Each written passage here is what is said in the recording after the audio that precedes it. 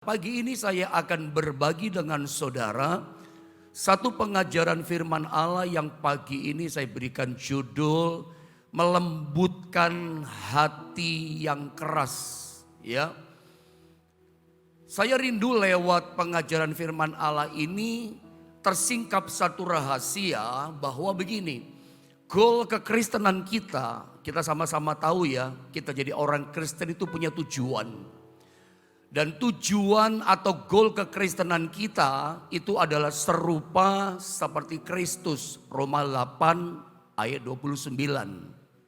Nah, ketika kita bicara tentang serupa seperti Kristus, Ibu, itu bukan sesuatu yang abstrak, ya. Hidup serupa seperti Kristus itu sesuatu yang realita, sesuatu yang jelas nampak dalam wujud kelakuan kehidupan kita dalam keseharian kita. Serupa seperti Kristus itu bentuknya seperti apa? Nah, salah satunya adalah lewat hati kita yang lembut, bukan hati yang keras. Anda mungkin bertanya-tanya, seperti apa pendeta kehidupan seperti Kristus? Hidup yang serupa seperti Kristus itu kayak apa? Karena seringkali disounding di gereja, seringkali kita mendengar istilah kalimat yang berkata, kita harus serupa seperti Kristus. Tapi jujur banyak di antara orang Kristen kebingungan gitu ya. Serupa seperti Kristus itu seperti apa? Bingung. Cuman ngerti istilahnya. Ngerti bahwa ini harus menjadi goal dari kekristenan kita. Kita paham ini adalah klimaks tujuan kekristenan kita. Harus kehidupan kita serupa seperti Kristus. Anda gak bisa masuk sorga. Kita tidak akan bisa tinggal selamanya dalam kekekalan bersama dengan Yesus kalau hidup kita tidak diubahkan serupa seperti Kristus. Persoalannya serupa seperti Kristus itu seperti apa gitu. Kalau Anda pengen tahu sebelum kita buka Roma pasal 2 ayat 5 ayat pendahuluan kita. Saya mau kasih tunjukkan satu ayat yang kita pasti juga pernah baca. Matius 11 itu di ayat yang ke-28. Dan 29, saya minta bantuan multimedia saudara ya. Atau langsung lihat ayat 29 saja ya. Matius 11 ayat 29, saya baca ayat ini buat setiap kita ya. Dengar baik-baik, ini tujuan kekristenan kita. Dan serupa seperti Kristus itu kayak begini ya. Pikulah kuk yang kupasang, kata Yesus, dan belajarlah kepadaku.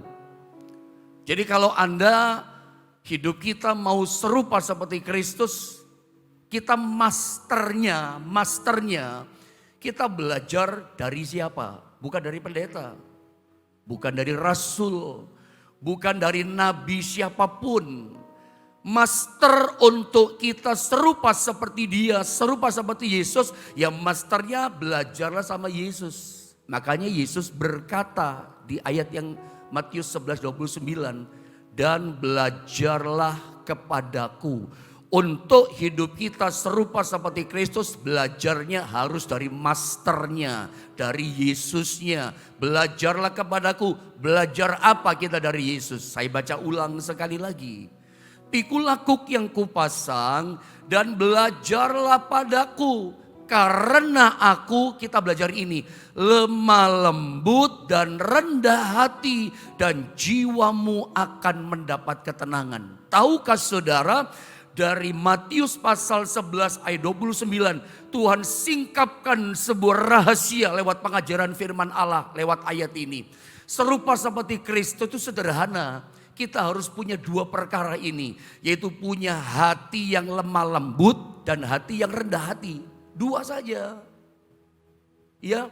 Jadi kalau Anda pengen serupa seperti Kristus, seperti apa bentuknya serupa seperti Kristus?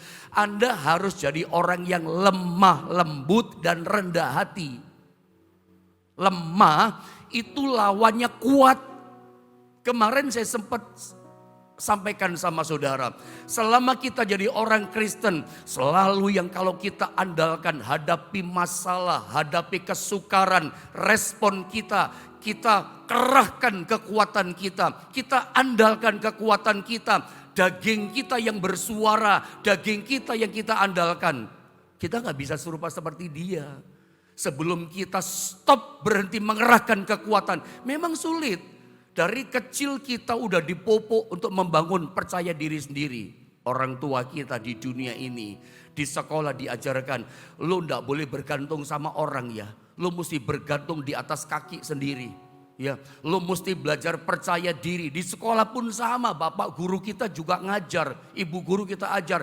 Kamu mesti belajar pede, percaya diri. Iya kan? Susah loh. Dari kecil sampai dewasa, selalu yang dipopok, ditimbun di hati kita, pikiran kita. Kamu mesti percaya diri, kamu mesti percaya diri. Sampai kita kelupaan, sampai kita alpa. Ketika kita berurusan sama Tuhan, kita masih mengandalkan kekuatan percaya diri sendiri. Padahal kekuatan kita nggak laku di mata Tuhan. Kekuatan kita nggak laku dalam kuasa Tuhan. Tuhan nggak butuh kekuatan kita. Sampai seringkali urusan minta tolong sama Tuhan. Urusan dengan yang rohani sama Tuhan. Kita masih mengerahkan kekuatan kita. Justru Alkitab katakan apa? 2 Korintus 12. Justru kalau kita sempurna dalam kelemahan kita, kekuatan Tuhan, mujizat Tuhan, berkat Tuhan, kesembuhan dari Tuhan sempurna turun sama kita. Kapan? Ketika kita stop mengandalkan kekuatan kita. Jadi kalau kita suka mengandalkan kekuatan, itu bukan domba, itu kambing, saya katakan kemarin. Ya, mengerahkan kekuatan. Selama kita selalu responnya kekuatan, nggak bisa serupa seperti Tuhan. Yesus nggak andalkan kekuatannya. Sebagai manusia 100% dia andalkan kekuatan Bapaknya. Itu saya sambung dengan yang kemarin. Jadi selama kita belum bisa mengandalkan kekuatan Tuhan, nggak bisa serupa seperti dia. Sederhana saudara ya. Hidup serupa seperti Kristus yang nomor 1, andalkan kekuatan Tuhan. Mau ada apa saja, mau nggak ada apa-apa, ada apa saja, Tuhan kita andalkan. Tuhan Engkau penolongku, Engkau segalanya bagiku, tuntun hidupku. Pokoknya komunikasinya selalu Tuhan. Kita ngomongnya selalu sama Roh Kudus yang dalam diri kita. Mau serupa seperti Kristus, andalkan kekuatan Tuhan. Selama kita mengerahkan, andalkan kekuatan kita, andalkan kepintaran kita, nggak bisa serupa seperti dia. Sederhana. Jadi harus punya ini, lemah lembut. Lemah itu lawannya kuat. Jadi titik kita berangkat yang namanya goal, mencapai satu tujuan, destinasi perjalanan kita. Itu ada awal start keberangkatan. Berangkatnya dari mana Pak? Gitu loh. Saya mau ke Surabaya dari Jombang. Saya mesti tahu titik keberangkatan, rutenya dari mana.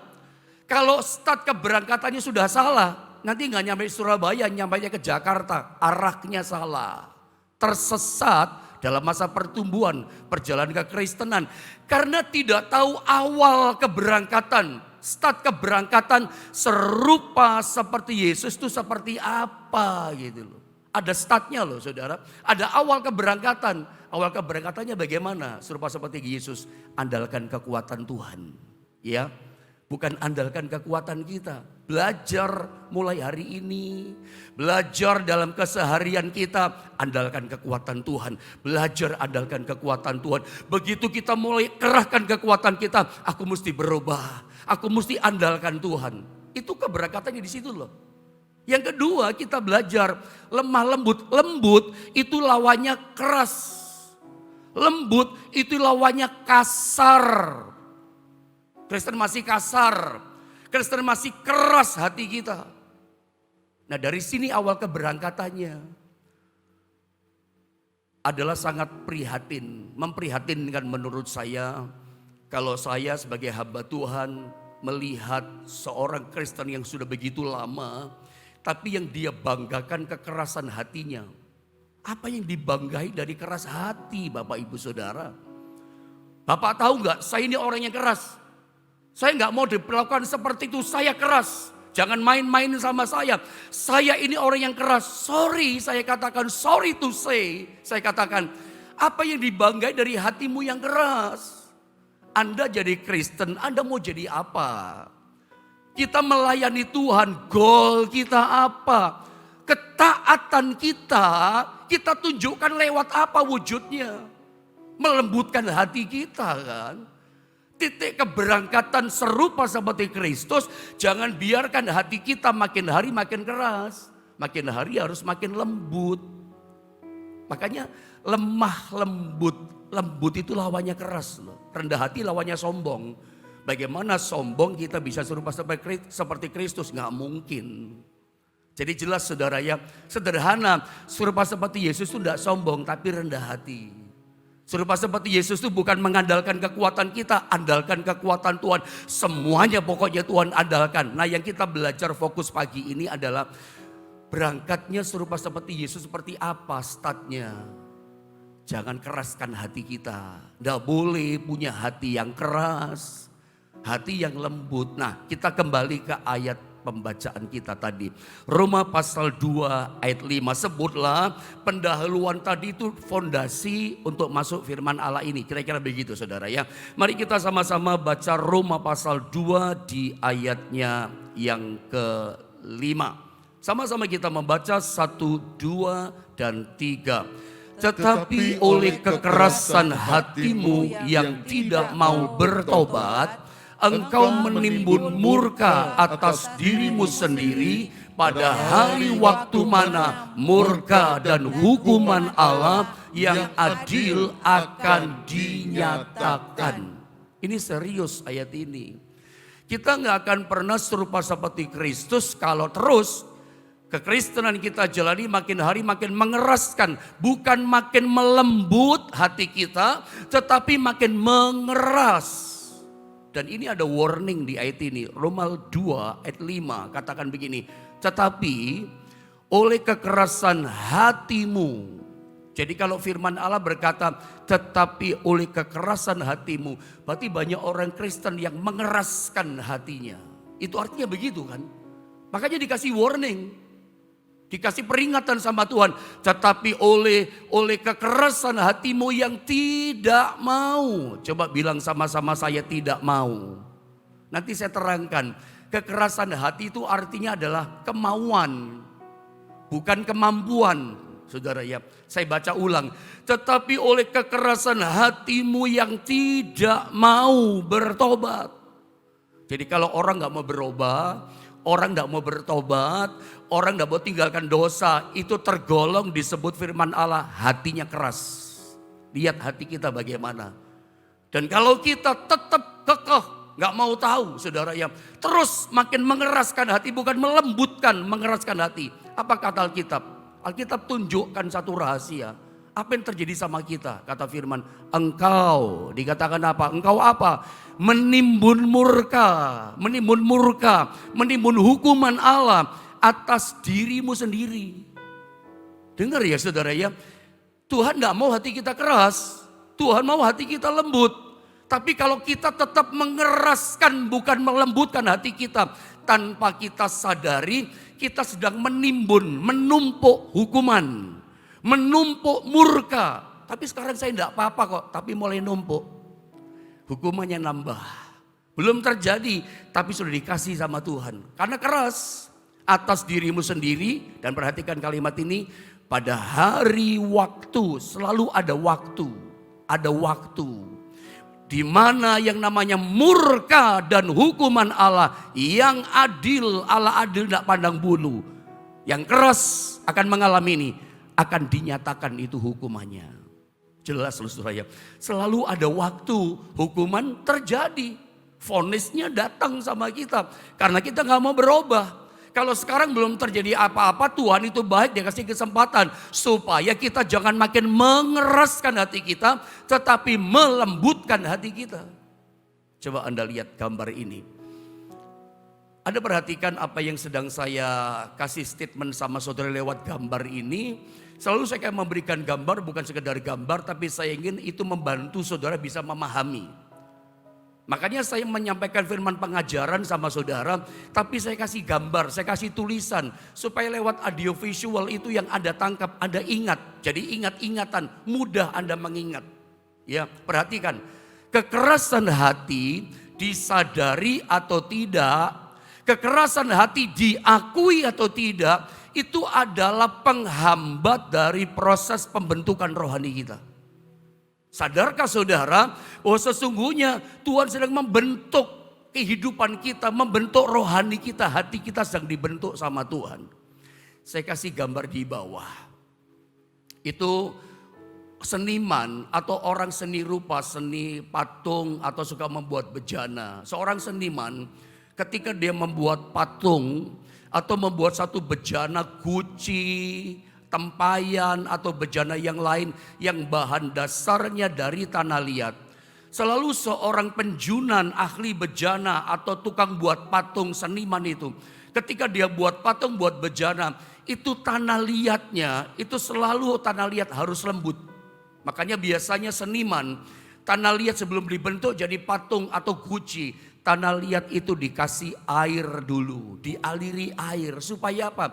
Supaya tanah liat yang tadinya keras itu menjadi melembut. Anda nangkep sesuatu enggak? Dari awal saya pakai kata melembut. Melembut. Dari yang keras itu makin lama makin melembut, bukan mengeras. Bagaimana sih melembutkan hati? Dikasih air loh. Kalau saya jabarkan lebih luas, air itu bicara firman, tapi saya nggak bawa ke sana sama saudara. Seniman itu kasih air supaya tanah liat yang keras tadi menjadi melembut.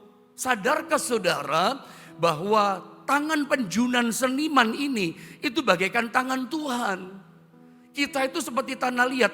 Tuhan ngomong sama Yeremia kepada orang Israel dalam kitab Yeremia, kalau tidak salah dalam Yeremia pasal 18 ayat 6.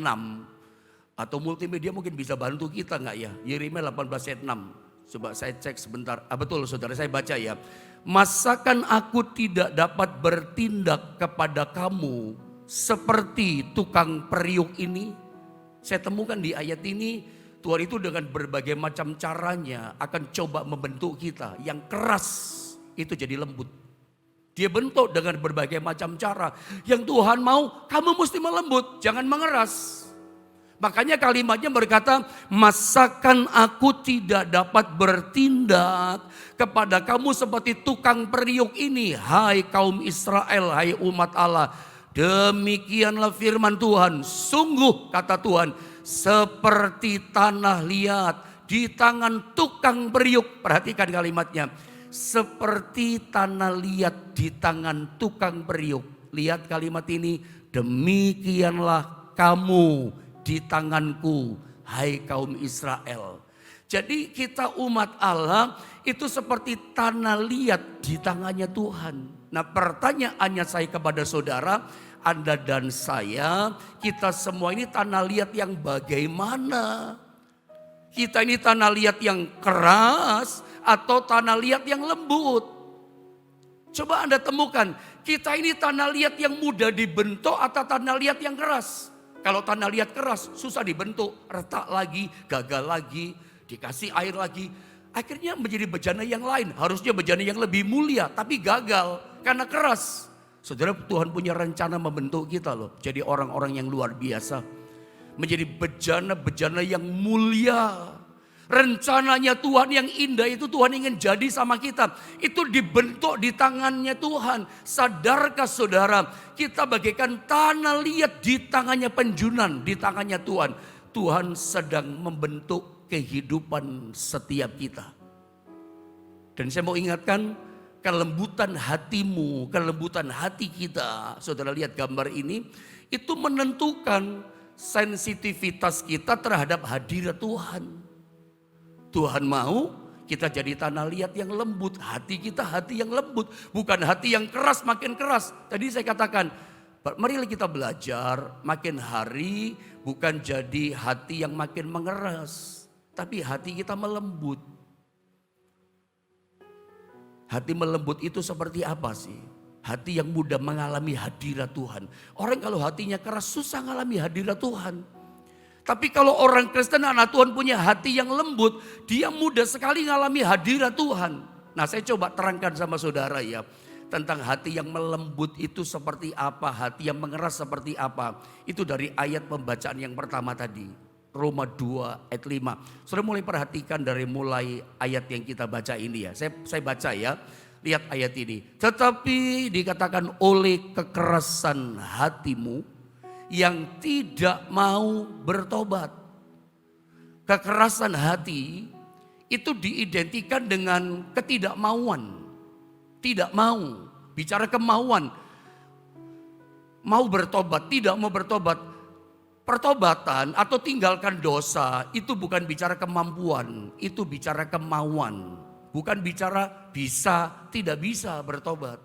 Bertobat, tinggalkan dosa, tinggalkan kekerasan hati. Keras hati itu berdosa, mesti bertobat kata Alkitab. Dan itu bicara kemauan. Kamu mau atau tidak, bukan bicara mampu atau tidak. Saya mau terangkan begini sama saudara. Kasih karunia Tuhan itu membuat yang namanya ketaatan yang tadinya adalah kemampuan, itu berubah menjadi kemauan. Itu karena kasih karunia. Selama kita mau, kasih karunia Tuhan akan memampukan kita. Yang tidak mampu jadi mampu karena pekerjaan kasih karunia. Kasih karunia itu membuat yang ketidak mampu jadi mampu. Yang penting kita mau. Makanya di Alkitab Tuhan tidak pernah bertanya soal kebisaan kita. Tuhan tidak pernah bertanya soal kemampuan kita. Selalu Tuhan bertanya, maukah kamu? Maukah kamu? Anda masih ingat nggak cerita tentang seorang yang lumpuh di kolam Bethesda itu ya, 38 tahun. Anda ingat gak Yesus tanyanya bagaimana sama orang lumpuh ini? Maukah engkau sembuh? Tapi sayang jawaban orang lumpuh ini kayak jawabannya kita. Si lumpuh itu tidak berkata, mau Tuhan aku mau sembuh. Harusnya kan begitu, to the point jawabnya, mau Tuhan kan gitu. Dia gak jawab gitu, dia jawab pakai logika kekuatannya. Dia berkata begini, tidak ada orang yang menurunkan aku kalau kolam bergoncang. Loh itu kan bicara kekuatan. Itu kan bicara kemampuan. Tidak ada orang yang menurunkan aku. Tuhan cuma tanya to the point kok. Maukah engkau sembuh? Jawab mau mestinya. Tuhan tidak pernah bertanya soal kemampuan. Kemampuan kita, kekuatan kita nggak laku di hadapan Tuhan. Makanya urusan dengan Tuhan. Anda kalau punya persoalan berat pagi ini. Anda punya persoalan yang Anda nggak bisa atasi. Tuhan nggak tanya kemampuan saudara untuk merubah hidupmu. Yang mampu merubah Tuhan kok. Yang Tuhan tanya gini, mau nggak kamu diberkati? Mau nggak kamu disembuhkan? Mau nggak kamu dipulihkan? Mau nggak hatimu yang keras menjadi lembut pagi ini? Tuhan tidak tanya kekuatan kita. Tuhan tidak tanya kemampuan kita, tidak laku kekuatan kita. Yang Tuhan tanya adalah, kamu mau atau tidak? Katakan aku mau Tuhan. Anda mau ditolong sama Tuhan? Yang Tuhan cuma tanya, kamu mau atau tidak? Saya baca ulang ya, Roma 2 ayat 5, lengkap saya baca. Tetapi oleh kekerasan hatimu yang tidak mau bertobat. Jadi kekerasan itu disamakan dengan kemauan. Kekerasan tidak mau bertobat itu kemauan saudara ya. Engkau menimbun murka atas dirimu sendiri pada hari waktu mana murka dan hukuman Allah yang adil akan dinyatakan. Saya bacakan dalam terjemahan firman Allah yang hidup, kalimat yang pertama tadi, kalimatnya begini, mengeraskan hati dan tidak mau berpaling dari dosa. Tidak mau. Saya mau Anda mengerti, membedakan kemauan dan kemampuan. Untuk kita hati kita bisa lembut, bagaimana melembutkan hati kita Pak yang keras. Tadi saya katakan jangan bangga dengan hati yang keras. Prihatin, saya sebagai gembala, hamba Tuhan kalau melihat jemaat orang Kristen pelayan Tuhan mengatakan, saya orang yang keras, saya gak bisa digituin. Sorry loh, Anda ini orang Kristen, Anda ini domba bukan kawanan kambingnya Tuhan. Anda mau jadi orang Kristen goalnya apa? Anda ikut Yesus tujuannya apa? Anda kan mau serupa seperti dia kan? Makanya jangan pernah banggakan kekerasan hati kita, memalukan. Kalau kita banggakan kekerasan hati kita berarti kita gak ngerti tujuan kekristenan kita. Saya ini orang yang keras Pak, saya gak bisa begitu Pak. Sudah dengar baik ya. Gak ada yang disombongin, tidak ada yang dibanggakan dengan hati yang keras. Justru kita tertunduk malu kalau hari ini ternyata kita kedapatan di mata Tuhan. Di tangan Tuhan ternyata kita tanah liat yang keras. Tanah pinggir jalan. Tanah berbatu-batu. Saya ngomong begini bukan cuma untuk saudara, untuk juga saya. Saya juga tidak mau kedapatan hati saya ternyata hati yang keras juga yang mengajar firman. Anda masuk surga, saya ditolak nanti. Makanya seringkali hal-hal yang tajam begini saya berkata mata saya berkaca-kaca saudara ya. Karena saya nggak mau saya mengalami dengan apa yang saya ajarkan sama saudara. Saya pun harus menghidupi dan mengalami ini berita firman. Tidak ada yang dibanggakan dari hati yang keras. Yang Tuhan mau hati kita makin lama melembut. Suara Tuhan, perkataan firman Tuhan, perkataan Tuhan bedakan dengan suara manusia. Anda tanya sama mama, kalau Anda masih punya mama, tanya sama mama, sama papa. Kalau mama papa kita panggil kita, ya dipanggil nama kita, Yohanes gitu. Kalau orang tua saya manggil saya Nyo gitu, dipanggil. Itu kalau saya nggak respon, nggak dengar, mami saya akan semakin keras suaranya. Sama dengan mama saudara di rumah kan, makin kenceng suaranya. Makin gak dengar, makin sa-RT dengar tetangga saudara, makin dikerasin suara mama kita. Semua dengar saudara. Tapi beda sama Tuhan. Begitu dia panggil kita, jangan keraskan hatimu hari ini. Jika kamu dengar suaraku, jangan keraskan hatimu. Begitu Tuhan menyampaikan, melepaskan perkataan firman. Anda gak mau dengar suara Tuhan bukan makin keras, makin pelan. Anda ngerti itu ya? Makin pelan, makin pelan. Tetap bersuara pelan, Anda gak respon, makin gak terdengar. Makanya gak heran banyak orang Kristen puluhan tahun hatinya tambah lama tambah keras. Kok bisa sih Kristen puluhan tahun melayani Tuhan hatinya tambah keras. Gak ada perubahan, dia gak taat sama Tuhan. Ketaatan kita kepada Tuhan itu bukan bicara bisa atau mampu, bicara mau atau tidak. Kalau Anda mau, karunia Tuhan Roh Kudus akan menolong kita untuk melembutkan hati kita. Melembutkan hati. Hati yang melembut itu merespon akan firman Allah. Tapi ketika kita tidak mau merespon firman Allah, tidak mau taat, tidak mau dengar firman Allah, Anda gak sadar engkau sedang mengeraskan hati. Tidak heran Kristen di gerejanya aktif tapi hatinya tetap keras. Bahkan tambah lama kita lihat kok tambah keras ya hati orang ini. Kenapa? Gak mau dengar firman yang dia dengar dari perkataan Tuhan. Dia gak sadar, gak taat, gak respon firman, gak mau menuruti firman. Dia gak ngerti, dia sedang tanpa dia sadari mengeraskan hati.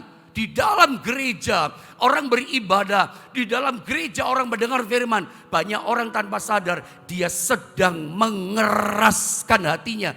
Harusnya kita makin hari tambah hari makin melembutkan hati kita. Begitu dengar firman, aku mau bertobat Tuhan. Begitu ditegur firman, aku mau berubah Tuhan. Jangan tunggu murka turun, ya. Jangan tunggu hukuman datang, baru kita mau berubah. Telat, udah hancur lebur kita, mengalami kerugian kita.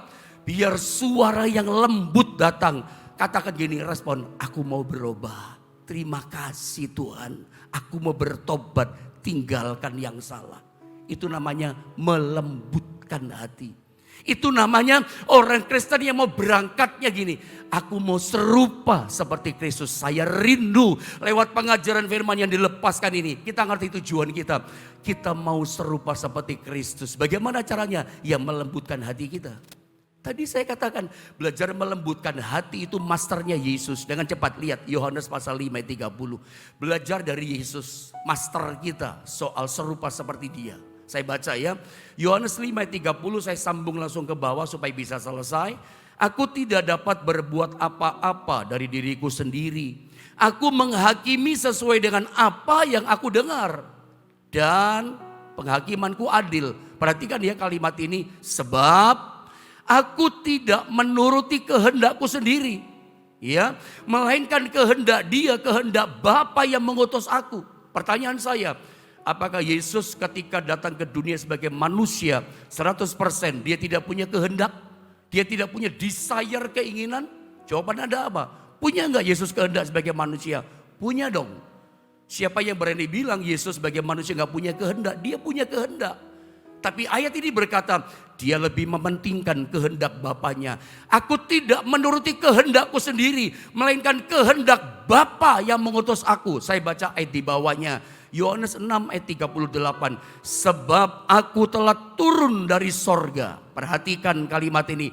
bukan untuk melakukan kehendakku. Jelas saudara ya, bukan untuk melakukan kehendakku kata Yesus, tetapi untuk melakukan kehendak Dia yang telah mengutus aku.